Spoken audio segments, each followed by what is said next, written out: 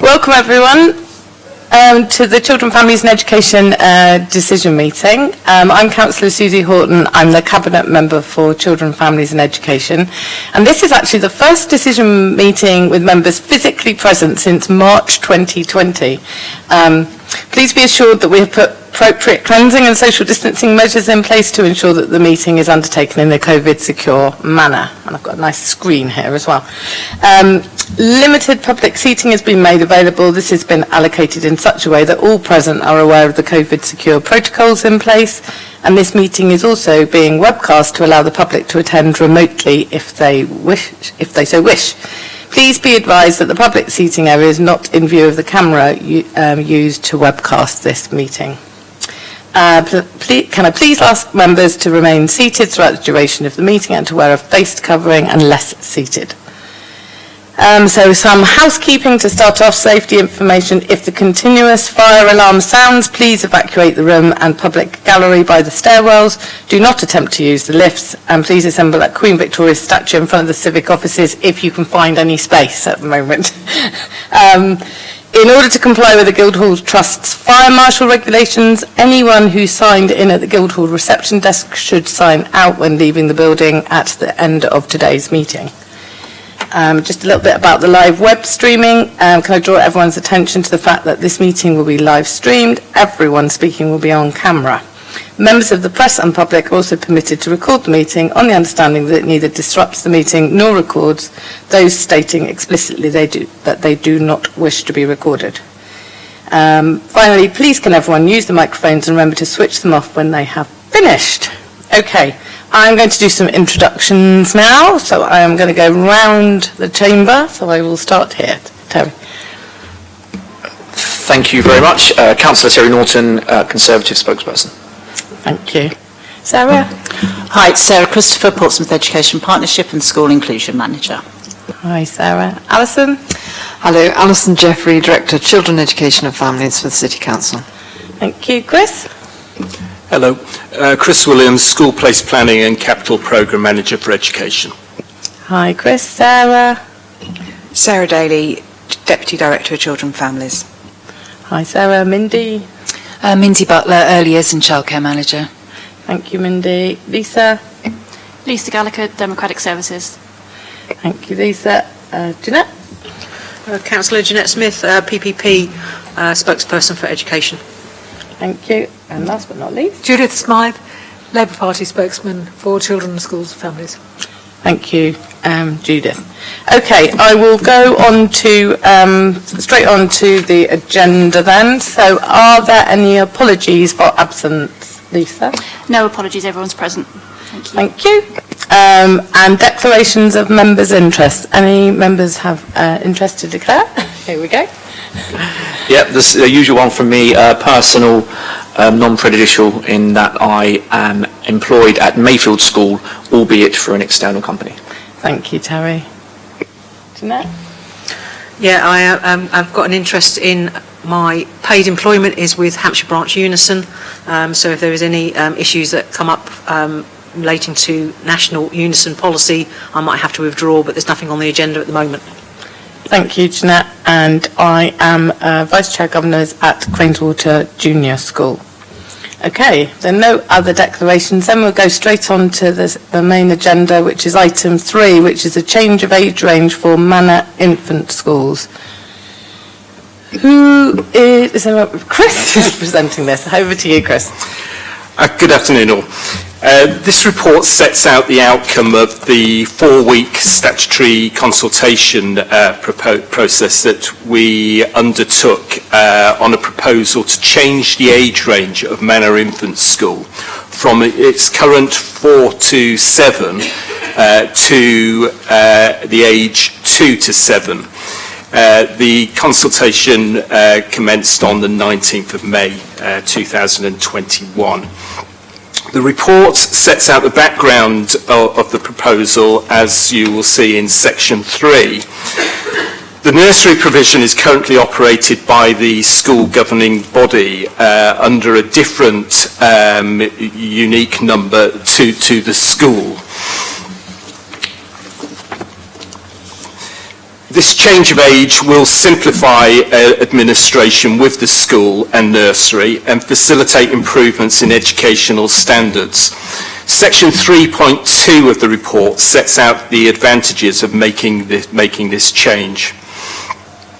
A change of age range is a prescribed alteration which is governed by the school organisation regulations, and as a result the local authority would be the proposer and also the decision maker for this alteration. The 4 stages of a statutory process are set out in section 3.3 of the report. Members will recall that on the 11th of March 2021, the Cabinet Member for Education authorised the publication of the proposal and to move on to the representation stage of the statutory process. The 4-week formal representation period started on the 19th of May 2021, with the publication as required in the Portsmouth News.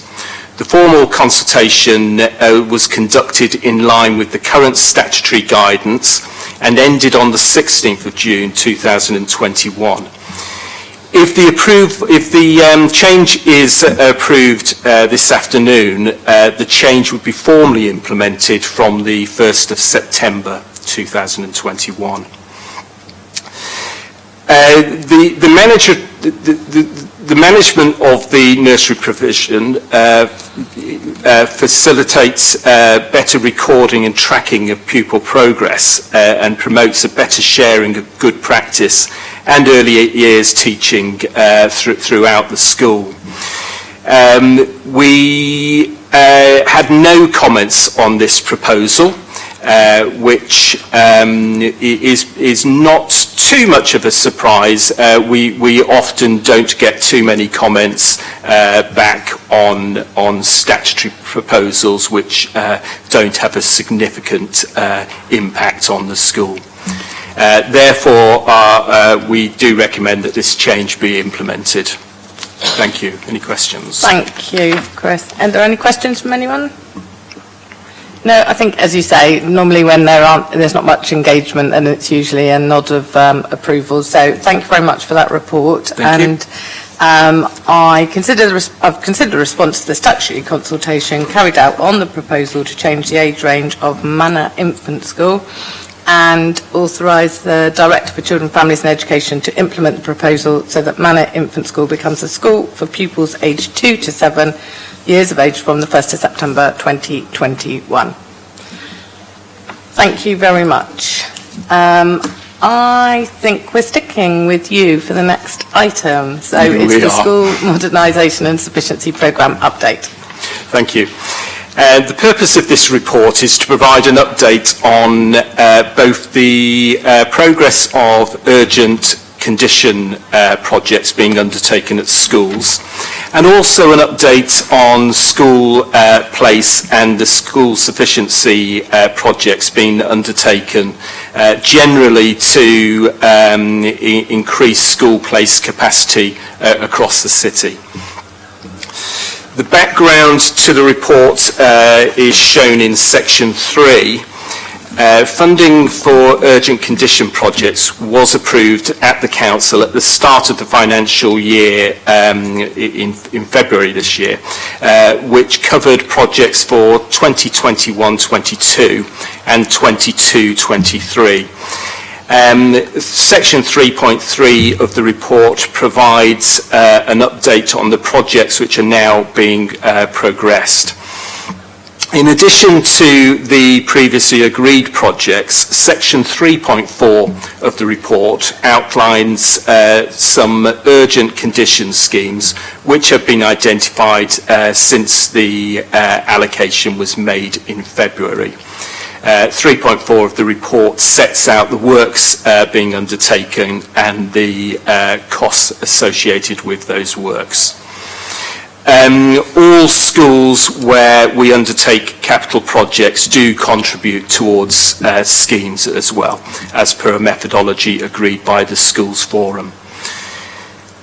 3.5 of the report sets out the position on primary school places across the city. The number of primary school places rose significantly for over a decade. We put in place over 1,600 primary places, mainly fueled by rising birth rates, inward migration and housing developments. Year R numbers, reception year numbers, peaked in 2017 and have since been declining year on year, mainly due to a fall in the birth rate. 3.6 of the report sets out the current position at Year R. The number of starting school applications that we received in April of this year for starting school in September 2021 was actually 200 below the forecast number, which is quite unusual. Normally our forecast accuracy is very high. So we think that is most likely to be pandemic-related reasons. It's likely that more parents than usual that might be available to the normal cycle of school open events and reminders and seeing advertising by our admissions teams may have missed that due to social isolation. Despite the normal publicity around primary offer day on the 16th of April, we normally prompt parents at that point to apply for a school place. So it's possible that the admission numbers for 2021 may end up being lower than we expected this year. Now, the update as we are today is that we've actually now got 100 further applications which have since come in. So the gap is narrowing, but we're still about 100 applications short of where we would normally expect to be. Should the number of surplus places continue to rise, we do have a strategy in place and steps will be taken to manage the overall levels of surplus by potentially reducing admission numbers and redesignating accommodation. We need to be very careful when we take actions like that because of course we need to remember that when school places are low, they could come back up at any point in time. So we have to manage the process very carefully. We have a strategy in place that we commence discussions with schools and schools in planning areas when we're in a region of about 15% surplus capacity. Some of those discussions are now currently underway and I'll report later in the year with any changes that we make at that point. Moving on to secondary places, section 3.9 of the report today. And in order to meet the demand for secondary places, members will recall investment into 860 additional school places in preparation for September 2020. Despite the implications of COVID, I'm pleased to say that projects did actually complete on time, and the expected pupils started as planned, which is great news.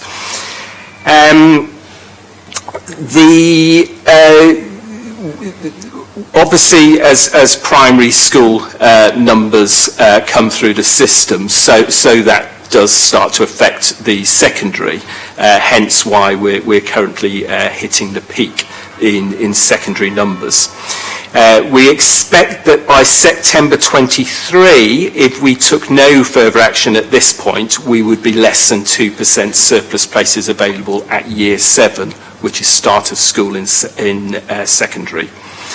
Therefore, we are looking to increase places at both Admiral Lord Nelson and Trafalgar School by including an additional 10 places as set out in 3.9 of the report.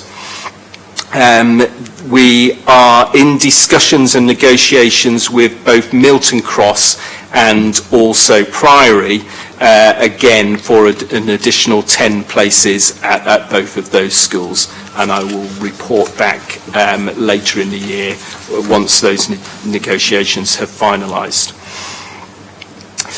3.10 of the report outlines the position with regards to special school places, and following full council meeting on the 9th of February of this year, building works are currently commencing at Penhale Infant School to include an inclusion centre, which is on programme for September 2021. Cliffdale Primary School, which is an additional 18 places from September 2021, and design is also currently underway for a further expansion programme at the school. And also places at the Lantern for up to 15 additional complex plus pupils from September 2021. All of the 3 projects that I've identified there are all on track for completion by mid-August, which allows a bit of time for making sure the site's nice and clean and fit for the pupils to return at the beginning of September. So we'll be keeping a close eye on all of those projects throughout the summer holiday period. We also have design work underway in addition to the Cliffdale primary phases. We also have design work underway for an expansion of the existing Flying Bull Primary Academy Inclusion Centre. And also we are underway with feasibility for the expansion of Redwood Park school and post-16 facilities of special educational needs pupils. The section 4 sets out that additional funding implications have been identified for both the urgent priority condition works within the programme currently available, and the sufficiency of school places can be met from within the existing capital programme. It's therefore recommended that the identified schemes be formally approved. Thank you. Thank you. Are there any comments or questions? Terry? Thank you. Yes, so I think it's really welcome news that the building projects are finished on time, and that's something to be really proud of.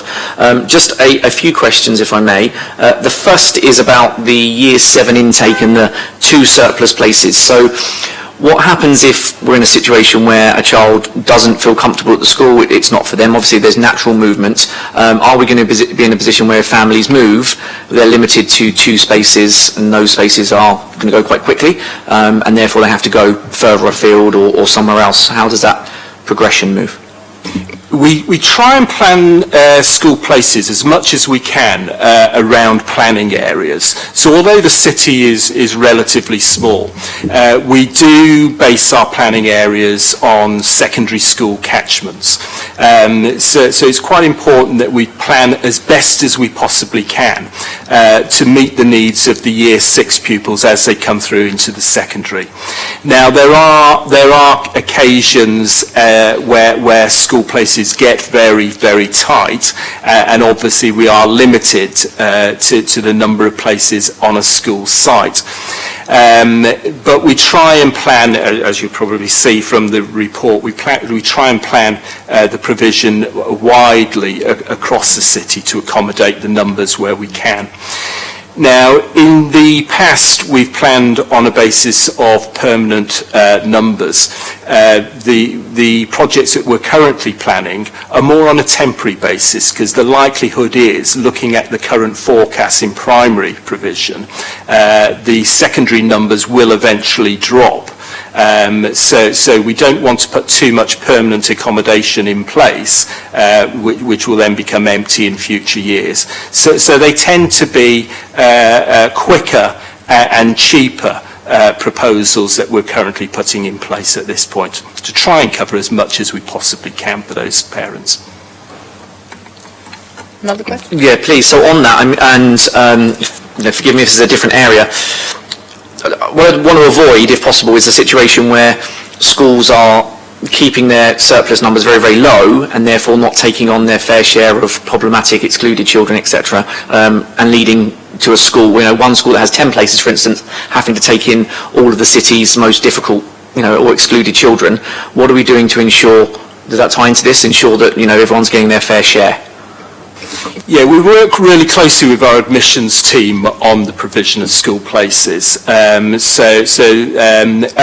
the moment, the school places are becoming quite tight at the secondary sector, and a lot of our schools are actually already full. So it is a position where places aren't kept aside, but places will fill up. So we generally will fill to the published admission number, and I think working closely with both the school and admissions keeps the process very, very fair when allocations are made. I think Alison wants to add something to that. Thanks, Chair. Just really to add that our inclusion support panel processes are set up to ensure that schools collectively provide for the children who need a change of school and a new start. So that process manages the kind of tensions that you allude to, I think. Thank you. Either of you two? Yeah. Oh, sorry. I didn't realise you. No, we'll finish with you, Terry. Quick one, and it was about the expansion at Cliffdale, sorry. So am I right in thinking that the expansion at Cliffdale has meant that the family centre has moved? Is that right? Yeah, the Cliffdale expansion is a four-phased expansion programme. Yeah. We're currently on phase one. Okay. We will be looking, and we're currently looking for accommodation to move the family centre from that site. Great. And we'll be kept up to date with ideas and where that could be going. As soon as we are in discussion currently on a number of establishments. Wonderful. As soon as that finalises, we will report back. Thank you. Thank you. No. Yeah, thank you, Chair.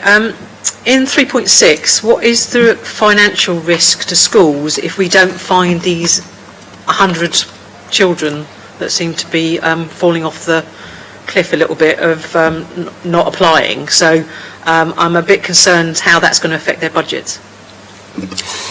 We have had discussions with all of the schools where the largest numbers have not appeared. Some have chosen to actually continue operating with the same forms of entry but less pupils in each class for the time being. Now, in saying that, the numbers often fall unfairly on schools, and you generally find that if numbers are low, it isn't at every school in a planning area. It tends to be at maybe one or two. So we are having discussions with them about what options might be open to them going forward, and whether we do lower their published admission number in the future, whether now is the right time, or whether we use the accommodation for anything else, or a lot are, as I say, they're choosing to just work with lower year groups at the moment. Financially, there will be an impact going forward for the schools if they choose to operate under their existing models whilst running with surplus accommodation of significant levels, I would say. Alison, you want to add to that? Yeah, Chair, just to add that it is really problematic for a school to face a sudden loss of expected pupils, and primary schools, a couple of them have been really anxious about this, and we are talking to them about it and talking about mitigation measures, but there aren't a huge range of tools in the box, given the way that school funding works, actually, to support them. They'd have to work their way through the implications and think about how it manages. There's a bit of a lag in that the effect is not picked up until the next census, but they know it's coming.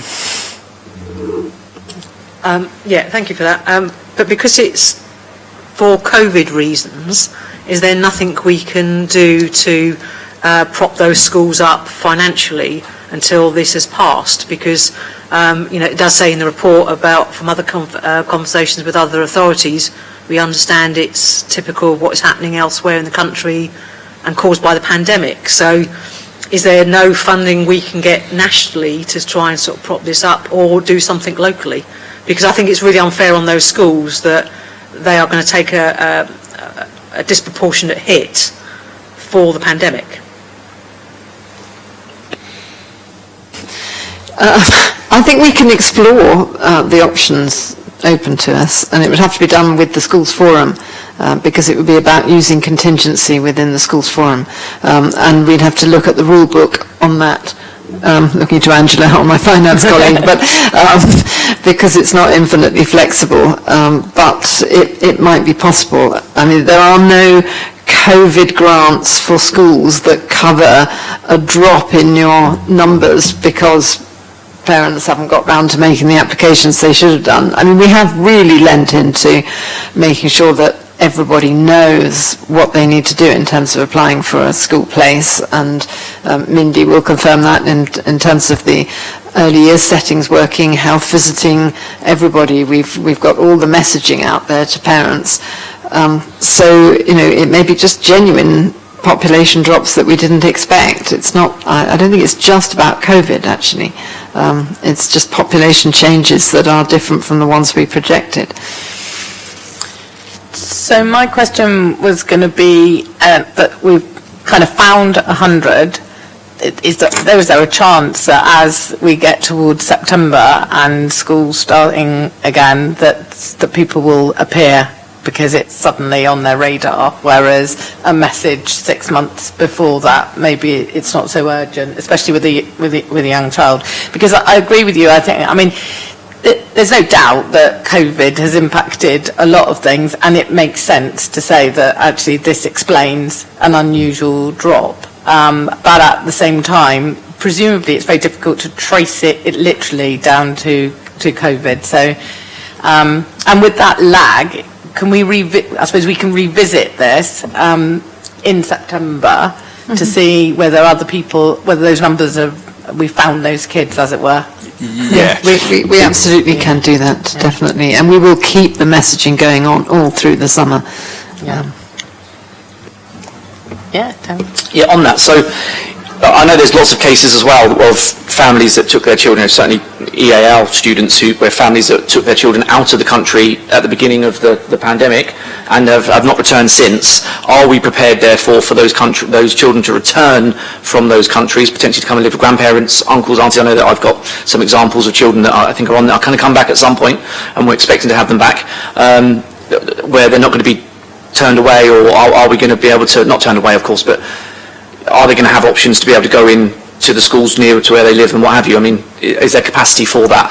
Yes, I think it's very fair to say that this has come at a time when pupil numbers in the primary sector were going down.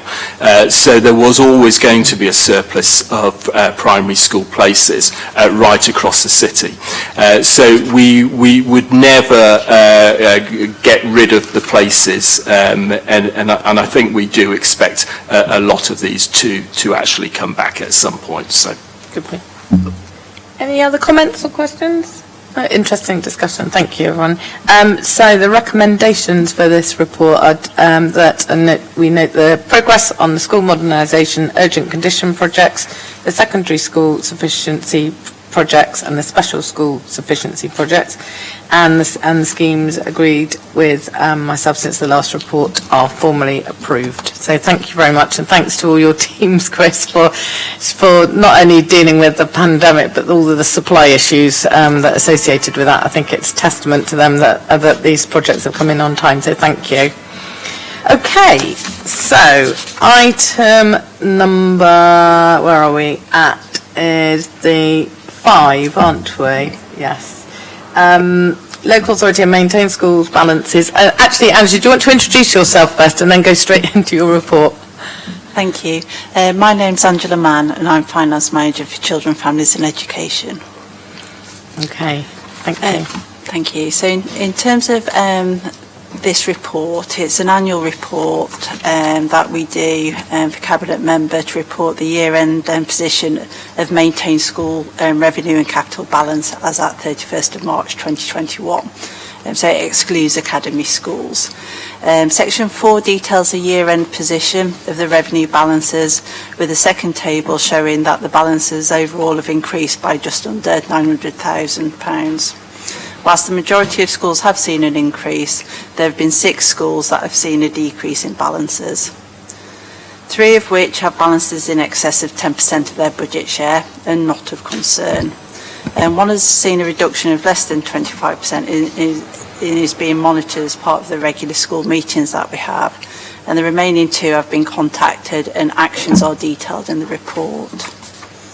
In addition to those schools with reducing balances, the report also looks at schools with excessive balances. At the end of 2021, 2 schools had uncommitted balances in excess of 20% of their budget share. The schools have been contacted asking for information regarding their balances and the reason for holding them, and the responses are detailed in the report. Capital balances are detailed in section 6 of the report. And as with the revenue balances, there has been an increase in the capital balances, and this mostly relates to a large capital project that's been undertaken by one of the secondary schools. It is recommended that the Cabinet Member notes the level of maintained school balances as at the 31st of March 2021 and the monitoring action that is being taken by the Council. Thank you, Angela. Are there any questions or comments around these balances for maintained schools? No?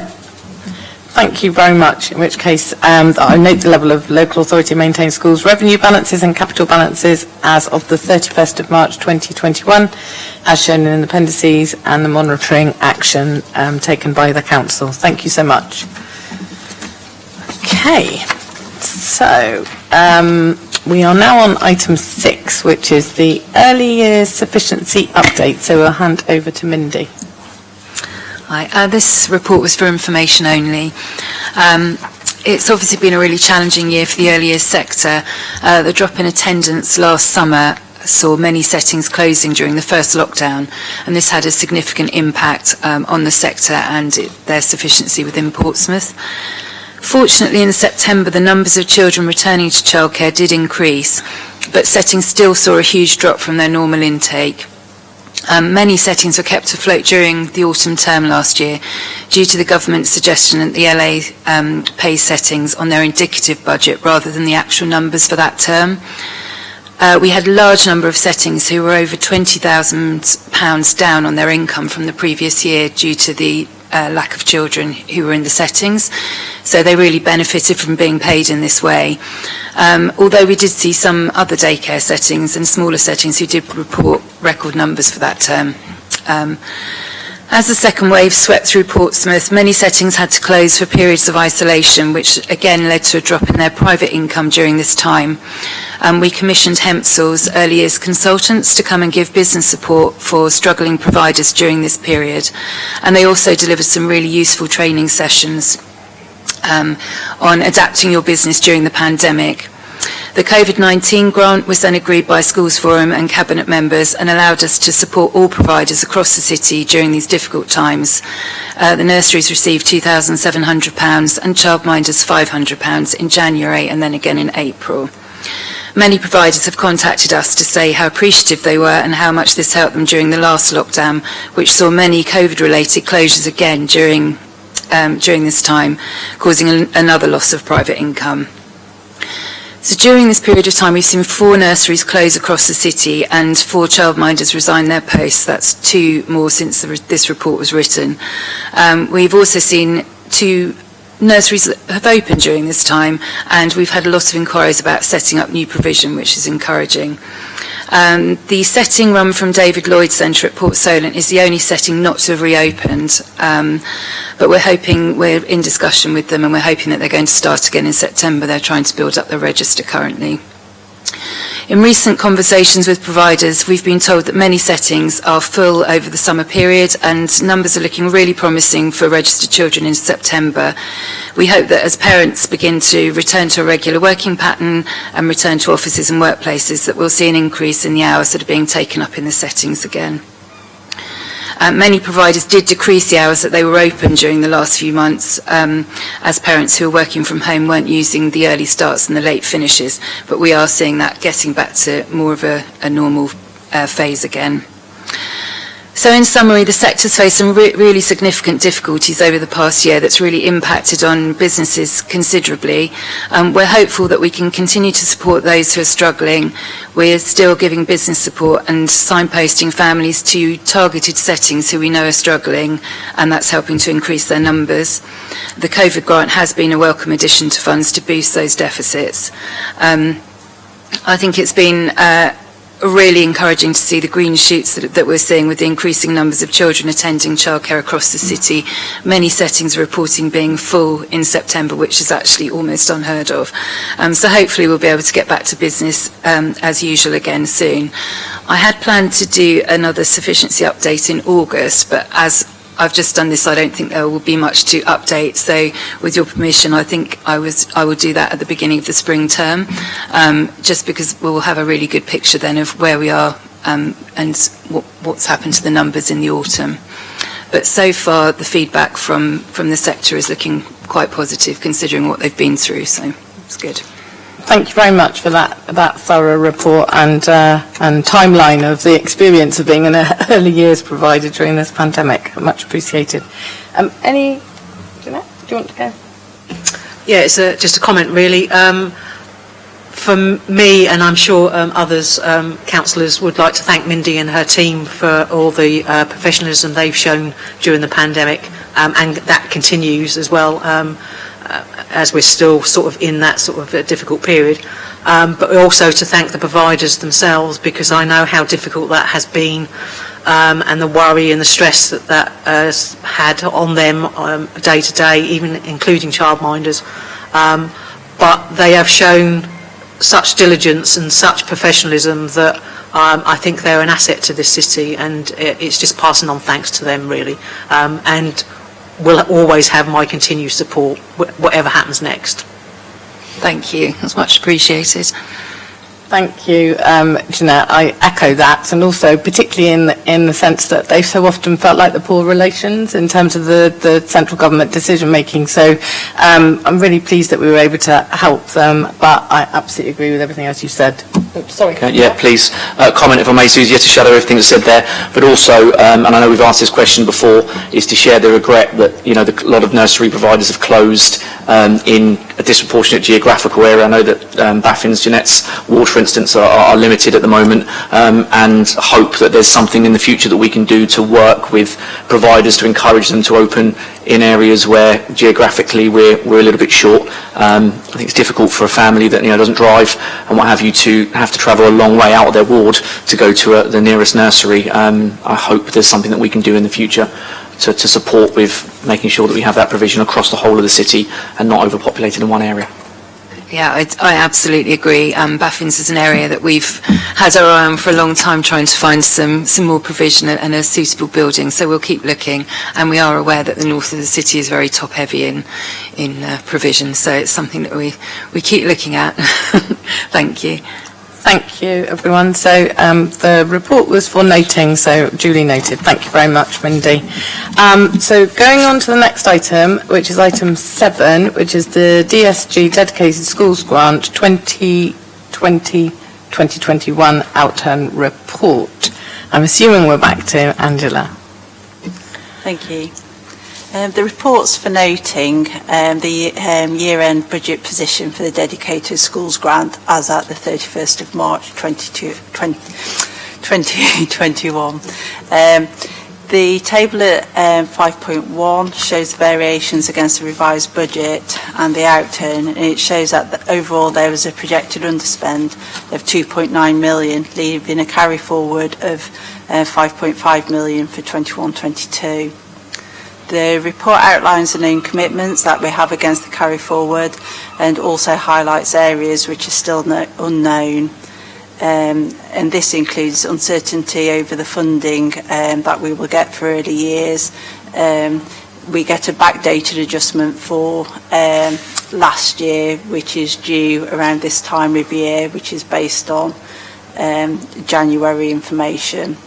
And there's also uncertainty over of future funding on the high needs, because we're still awaiting the consultation outcomes, which took place earlier in the year. And the other thing that there is uncertainty over really is the impact of COVID. So you'll see that actually there's quite large underspend on the high needs budgets, and the actual numbers were lower than what we budgeted for, and we're still trying to work through the causes of that really, and whether actually numbers will catch up this year, and so that might have just been a one-off underspend, or whether it is going to continue. And so I don't know if any of you's got any questions. Thank you. Yeah, just a quick question for me. In 9.1, it says there's, after the carry forward balance of 5.5 million, there will be a leaving a balance of 5 million. Could we just give some assurance that that 5 million isn't going anywhere out of children and families, that it is staying there and it will be used for other things? Because that sounds like a large sum of money, but in children and family terms, it's not. Yes, so the dedicated schools grant has rules and conditions that govern how we can use that money, and so it is for the purposes of education and early years, so the council can't use that money for other purposes, which is why the next item I've got for the rest of what the council does govern its spending on. Good point. Yeah, no, I just wanted to shadow that point really. So we're absolutely 100% sure that no money from the Children, Family and Education portfolio is going to go back into a general pot to be used for any other projects at all. No, this is the DSG. Okay, so in terms of the DSG, that's schools, okay. Which is completely ring fenced. Although I was having a conversation with Alison earlier about to what extent can we look at that and use it. If it does seem to be that there's not an enormous floodgates of, so in other words, there's a kind of lag, is actually what strategically we can do within the rules and regulations of the DSG that could actually further aid support around the high needs budget. So that's where we've got to. So yes, absolutely. Any other comments about this? No. Okay, that's great then. So thank you very much, Angela, for that report. And I will, I just need to note the year-end budget position of the DSG as 31st of March 2021, together with the associated explanations contained within this report. Thank you. So now we come on to the Children, Families and Education Portfolio Outturn Report 2020-2021. Thank you. Again, this report's for noting and sets out the financial position for the portfolio at the end of March 2021. The portfolio was underspent by 335,000, which included COVID costs of 664,000, which were not covered by additional grants. So that means that we did actually get some additional grants, mainly home to school transport from September to March, and we also got some additional grant that we was able to claim for unaccompanied asylum seeking minors, where we incurred additional expenditure due to COVID. Some of the key variances for non-COVID were the home to school transport of £100,000. We also got £1 million £1,000 of additional unaccompanied asylum-seeking minor grants, which we hadn't budgeted for. However, that's offset by an overspend of 1.6 million on residential placements for looked after children. And we also had an underspend of 700,000 on fostering placements. There was an underspend of £500,000 across support activities, edge of care and early help, and prevention, and these were due to vacancies and reduced operational costs. And finally, the capital programme has stayed within budget and is a long-term programme. I don't know whether you've got any questions for me. Any questions of Angela? Should I go to Judith first then? Judith. I noticed the line on page 3 about youth and play and the shared services with the HRA, which seemed to have a final out, the current budget's 155, final outturn 152. It seems hard to think we could have underspent on that, because there is such a pressing need for youth and community work at the moment. I've had several people coming to me recently to talk about that. I mean, these aren't all people who've got young people who are particularly at risk, but they're young people who are very bored and have lost confidence in socialising, and they probably are at risk long term for that reason. And I just wondered if there's anything more we could do for youth and play work, reintroducing a mainstream offer of some sort, or revisiting what used to be there and seeing if we can resupply it. I think some young people have lost a lot of confidence during COVID, and that we are storing up problems for ourselves in not having a provision. It did seem to me, if I've read it right, that we have underspent by a little bit there.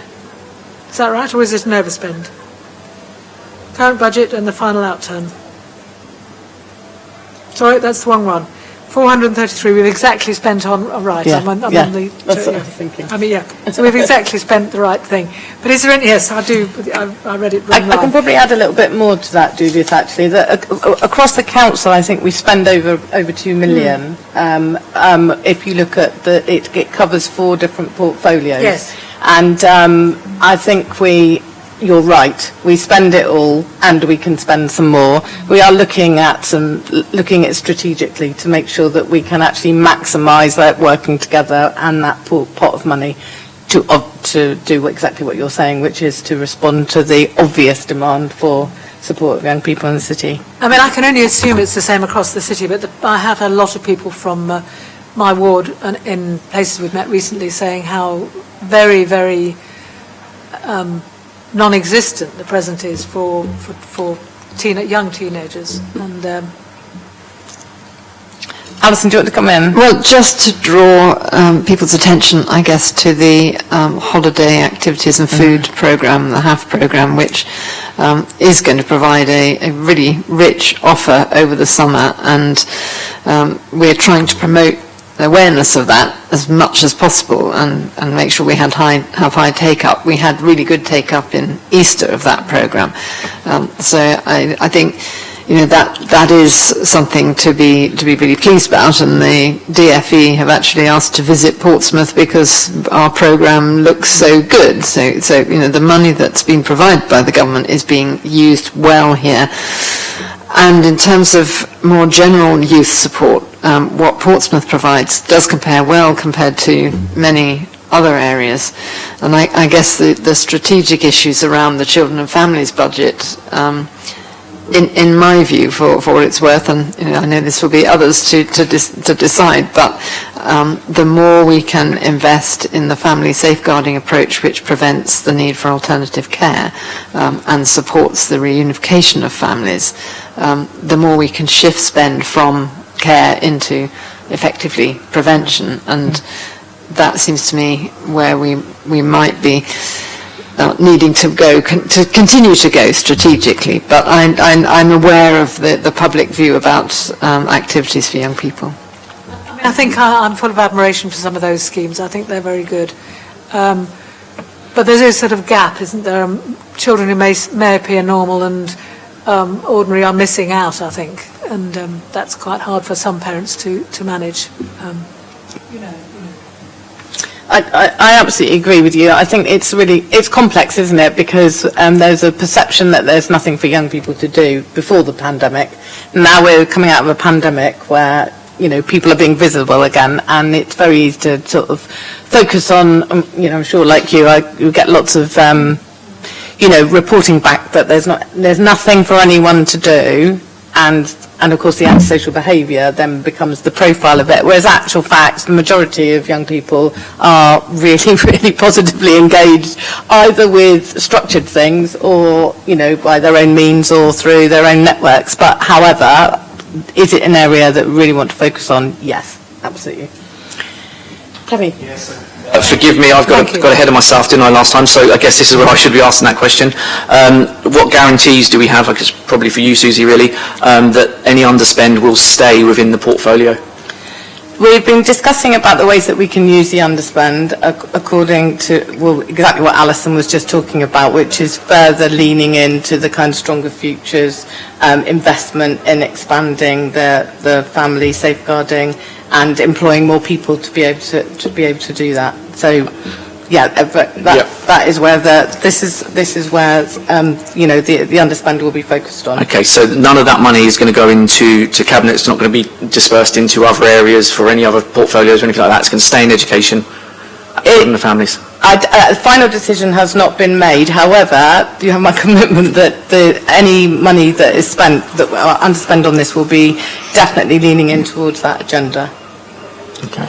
I'm going to comment then, if that's okay. Yeah. I'm not entirely satisfied with that, and that is down to you. I mean, I struggle because what we have often within the portfolio is where there are problems, where there are issues. We've recently raised about a lack of attainment. It often comes back to a lack of government funding. I would hate for that to be devalued by an underspend, because my response is going to be simple. If each time we sit down we say we need more money from the government, I'm going to say, well, hold on a minute, we had £1 million there last year that we underspent and it went off to various projects. So I want to be as clear and as transparent as possible about that. No, this is not a portfolio where we struggle to find areas to spend money. We're hearing about a backlog in CAMS, we're hearing about social services, we're hearing about, it's not hard to find areas to spend that money within this portfolio. I guess my question would be, what are we going to do to deal with the backlog in CAMS? What's in place to deal with that if we've got £1 million that could potentially go off into other projects and other portfolios? I know it's going to be hard around that cabinet table if people are each grabbing it. I don't want it to sound too political and say that it's going to go on vanity projects, but we have before seen money that's gone away into other portfolios, and quite frankly, it's money taken away from children. I think I need to push the point as much as possible that it's, really, really do think it needs to stay within this portfolio. And if I were the portfolio holder, I think if Jeanette were, if Judith were, we'd be banging tables and making sure no one got their hands on it. I want to make that point as clearly as possible, if I may. Point taken. Thank you. Can I just be clear? I'm not quite clear on, on page 5, we've got the education underspend, which we talked about before, which is all DSG money, isn't it? No, this is a different budget. This is a completely different budget. The DSG is the government-funded money, which is ring-fenced. Exactly, but I was so we have a separate budget for education that is underspent. So this is the that's portfolio not protected. budget. Yes. Yeah. So that can go to reduce the overspend of the £771,000 in children and families. Is that right? Well, it's now one budget. Yes, because okay. it was. Yes. Yes. Yeah. So, in a way, I was quite pleased. This is the first time I've sat on this board and not seen a terrific underspend. Absolutely. The sort of underspend that we've had to, intervene on at the highest possible level. And it is worth noting that, of course, it is worth noting that there has been £3 million added to the base budget over the years. It is an unusual situation. We are all shocked in this situation. I think we should commend everybody for that. It is what we wanted to see. I was just worried about it in that if we, is this really because of COVID in some way? Because it's been such an unusual year, and are we expected to move towards our traditional, quite rather too high overspend next year and the year after. That was going to be my... Alison, do you want to come in? If I answer that point first, I think we are actually on a really good trajectory, and we shouldn't return to, fingers crossed, but we shouldn't return to a significant overspend next year because of the fact that our investment in family safeguarding has enabled us to keep more families together and spend less on alternative care, and that strategy is working, and it's why Councillor Horton is talking further about leaning more into that. It might be worth noting that in terms of CAMS, the problems we've got at the moment actually are not about money there, it's about recruitment. There is plenty of investment in CAMS where Solent NHS Trust is having difficulties recruiting sufficient staff, which we are in active discussions with them about how to address that. But the CCG, whose responsibility it is to fund CAMS, have invested significant additional funding for eating disorders and other things. The problem is actually finding staff at the moment. Thank you, Alison. Jeanette? Yeah, I've said in other meetings that the most important thing this authority has to do going forward, not just because of COVID, but always, is to look after children and families and adult social care, including health. There is nothing more important than that. All the rest should be feeding into that. So I would always support that any underspends is reinvested into the service. There is a track record of other parts of the authority putting into children and families to make sure that they didn't have to pay their overspend, which has been quite large in the last few years. I've also known Susie a long time, and she fights very hard for children and families on Cabinet, and I don't think that's going to change tomorrow. So I'm confident that she will sort of hold her own on that. And there's enough people around this room who will be fighting very hard if that is even in the offering. So I'm confident going forward that children and families will be able to keep their underspend and develop these services more that really aids families moving forward and coming out of the pandemic, because that is going to be more important than ever. And that is testament to officers who have worked extremely hard through children and families, but also their professionalism and how well thought of they are, not just within the council, but also within communities. So this is due to hard work, and yes, there is an impact on from the pandemic, but that's not all the answer. So I'm confident moving forward that children and families will just get better and better and provide the services that we can. If there is any hints that somebody doesn't do that, then I'm sure we'll be shouting very hard. We certainly will. Thank you, Jeanette. I think Angela wants to come back in, don't you? Just wanted to say that the approach to the reserves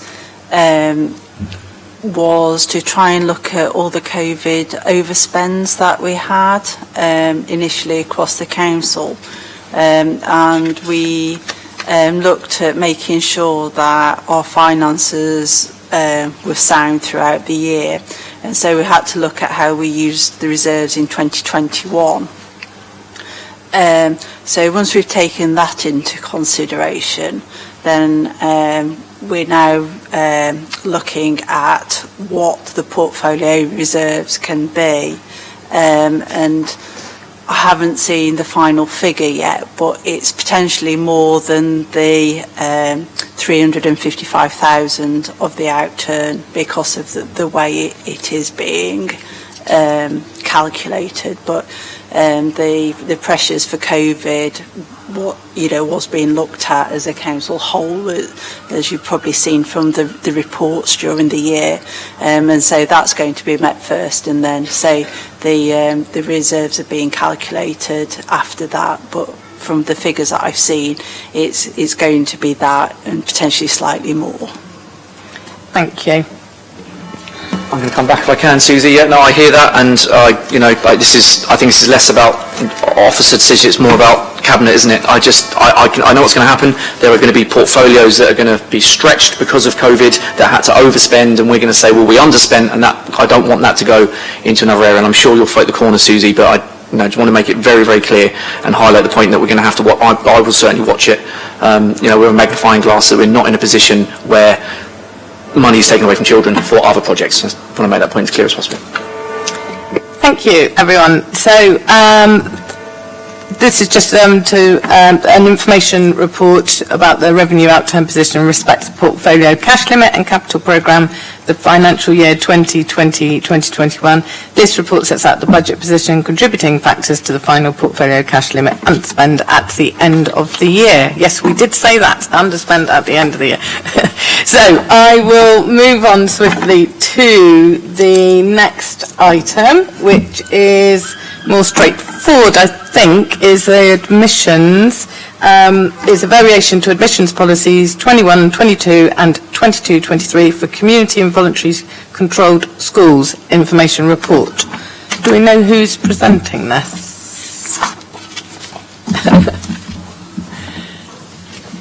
It's quite straightforward. I wasn't expecting to, but I'm happy to. It is very straightforward. Yeah. It is a change from the Department for Education in the statutory change to the admission policy, noting that children who've been previously looked after, adopted from outside of England, will be given equal first priority in admissions alongside children who've been looked after and previously looked after by English local authorities. So there is suggested change, the proposed changing of the wording there, which we need to do to comply with statutory regulations on that. Okay. It is for information. I think it's very only. straightforward. Yeah. Okay, so we note those statutory changes, and thank you very much, Sarah, for stepping up. Okay, so now, presumably this is why you're here, is the next report. So that was a warm-up act. So I'll hand over to you. Yes, so the next one is for me. So item 10 is to note the impact of some of the initiative taken to promote greater inclusion and some of the demands on the DSG high needs block. So in particular, the work so far of the SEND Monitoring and Review Hub, the evaluation of the pilot of the AV1 no isolation robots, and also the turnaround project.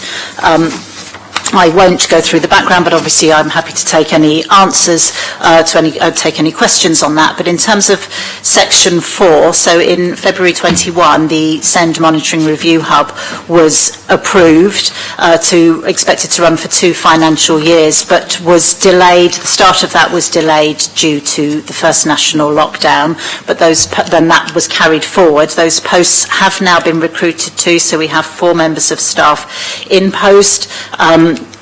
And their focus is on the annual reviews of education, health and care plans, because previously, since the implementation of the statutory reforms, it has been about converting the old statements to education, health and care plans, and then making sure that we've met the timelines for the education, health and care plans, and we're one of the only authorities on 100%, and we remain there.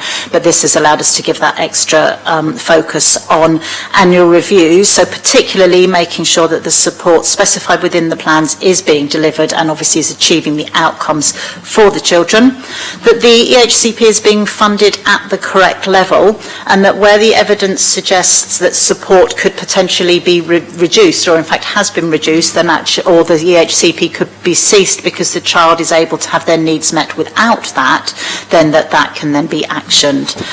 The Review Hub are also proactively monitoring all the out-of-city placements to make sure that whenever possible, where a child's needs could be met within the city, that is appropriately planned for.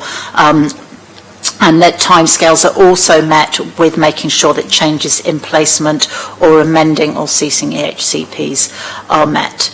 So given the delay in recruitment, the proposal is that a full evaluation goes to Schools Forum in early 2022. The second item is regarding the AV1 robots, which again were piloted starting prior to the pandemic, but paused due to lockdown, but picked up again since then. All the schools involved reported very positively in terms of the AV1 robot being a valuable tool. I'm assuming members have had some previous information about the robots, and I don't need to describe particularly what they do, but they do allow, just for the benefit of people that might be listening in, they allow young people, children and young people, to have a virtual robot sitting in the classroom that they can interact directly with their peers through. So the 7 children have used them. It's not looking to replace any of the existing medical provision, so this is for children who are unable to attend school for medical reasons from a medical professional, and is part of that continuum of offer from through the Harbour School. The particular things that have been really positive is allowing children and young people to spend some time with peers, to have that direct contact.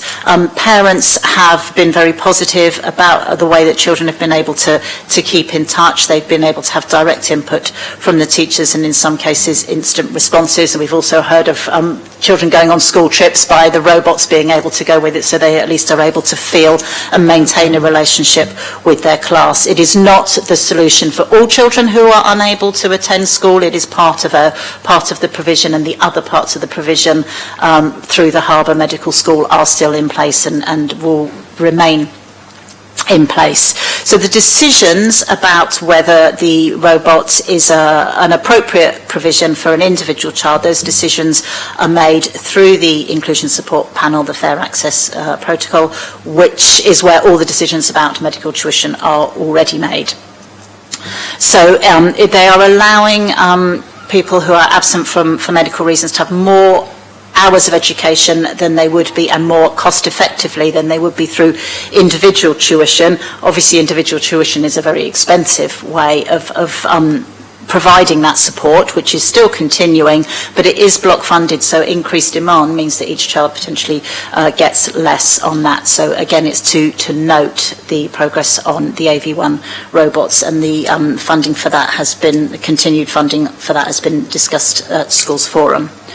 And then the third item, which is one where we are requesting additional resources for, is the turnaround project, or the re-turnaround. Can you turn around again? I'm not sure. The relaunch of the turnaround project, which was funded by DFE grant funding, which ended in August 2020.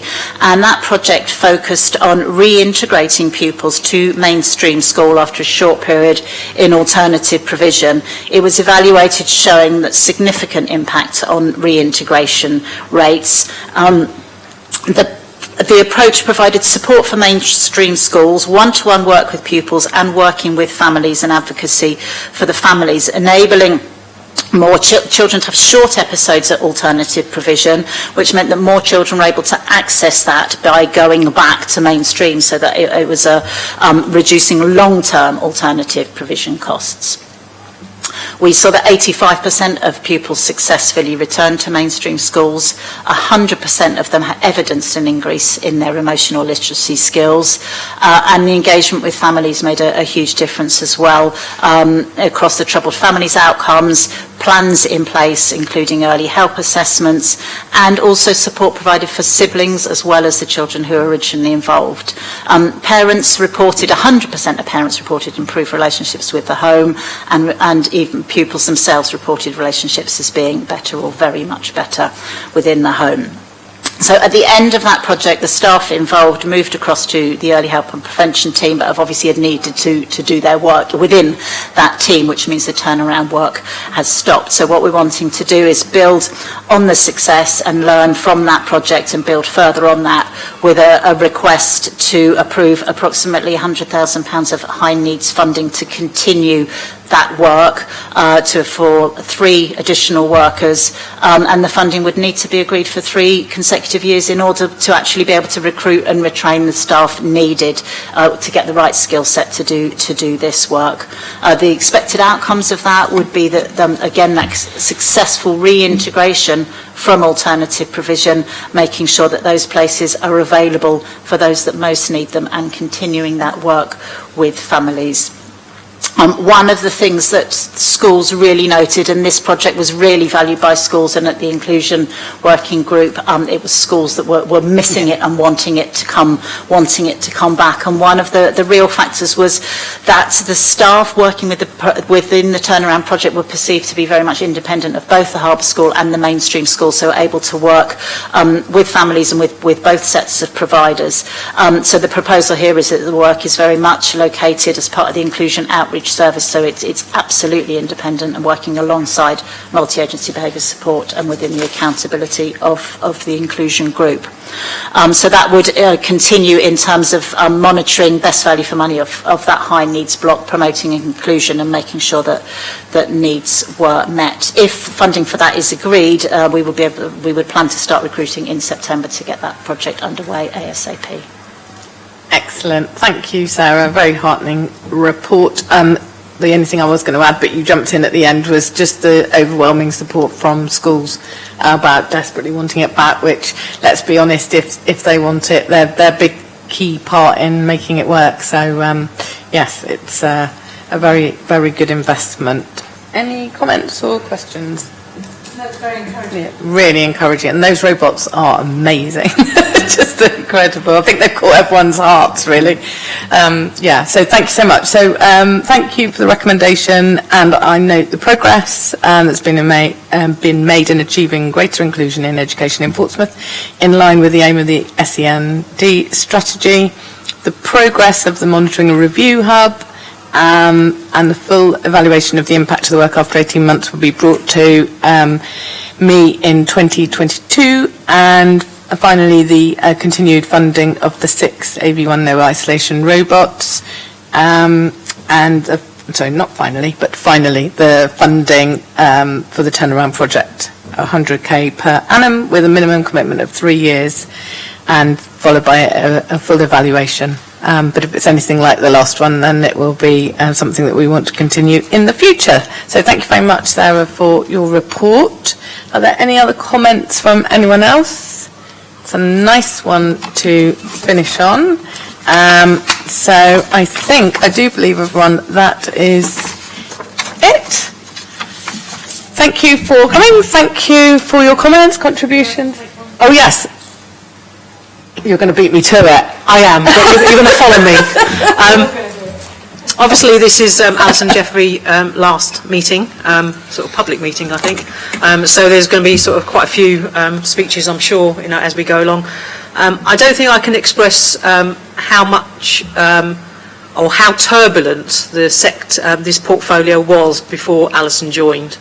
And when she did join, slowly but surely it became very stable, and she got a group of officers around her who are extremely professional, and that is testament to leadership. And for me, I would like to thank Alison for all that leadership, and taking us through what has been really a difficult time, not just COVID, but the last so many years. So for me, thank you, and we are going to miss you.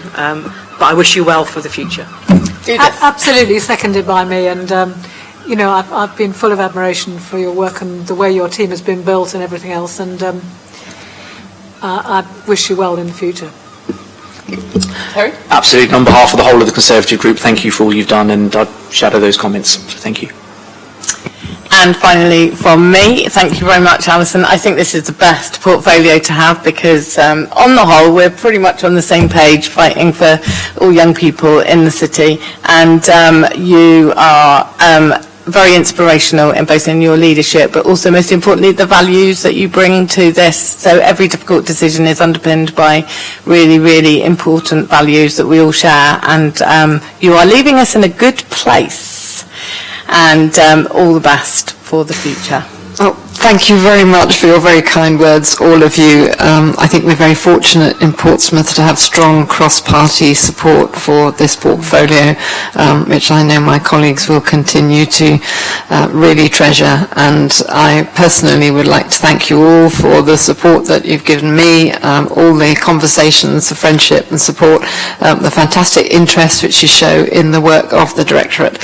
So thank you all very, very much. Thank you. Thank you, everyone. That brings us to the end of the meeting. You're going to switch us off? Unlike the robots. I'm wondering whether those robots we